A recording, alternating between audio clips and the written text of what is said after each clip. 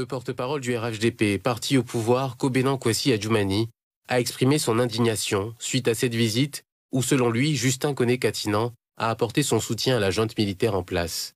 Comment comprendre qu'on aille jusqu'au Burkina Faso apporter du soutien à un régime issu de coup d'État?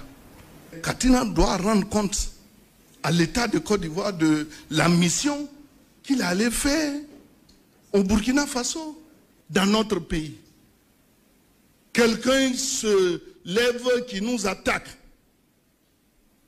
qui dit des choses erronées sur le compte de notre régime. Et des personnes, sous prétexte qu'ils sont de l'opposition, se lèvent. Ils s'en vont pour leur apporter du soutien. Le secrétaire général du PPACI, Jean-Gervais Tchéidé, lui, ne voit aucun problème que M. Katinan visite un pays avec lequel, selon lui, la Côte d'Ivoire n'a aucun problème particulier.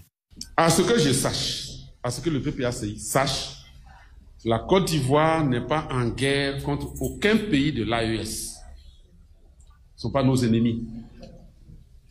Au point que lorsque quelqu'un s'y rend, il devient persona non grata ou alors ennemi public. La Côte d'Ivoire entretient des relations diplomatiques avec le Burkina, le Mali, le Niger.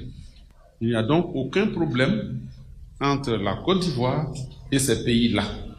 Le ministre Katina est allé représenter le président Laurent Gbagbo, qui a été invité par une association burkinabé qui voulait l'honorer dans le cadre de la recherche de la paix et lui décerner même un prix.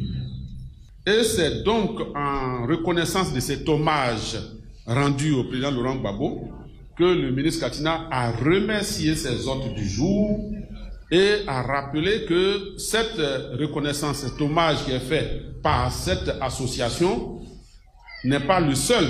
Tous les jours, ce sont des attaques terroristes dans chacun de ces trois pays. Quel mal y a-t-il pour un Africain à soutenir ses frères africains qui sont en but à des mouvements djihadistes qui endeuillent et sèment la désolation dans ces pays-là? De son côté, le gouvernement ne s'est pas encore penché sur le dossier, mais Koné-Katinan doit assumer ses propos lors de son voyage au Burkina Faso et répondre de ses actes si ceux-ci comportent des éléments subversifs, a indiqué le porte-parole du gouvernement, le ministre Amadou Koulibaly. Mais ce voyage intervient à un moment où les relations entre Abidjan et Ouagadougou sont particulièrement tendues. Le soutien exprimé par Koné-Katinan à un régime issu d'un coup d'État ne passe donc pas inaperçu dans ce climat de méfiance.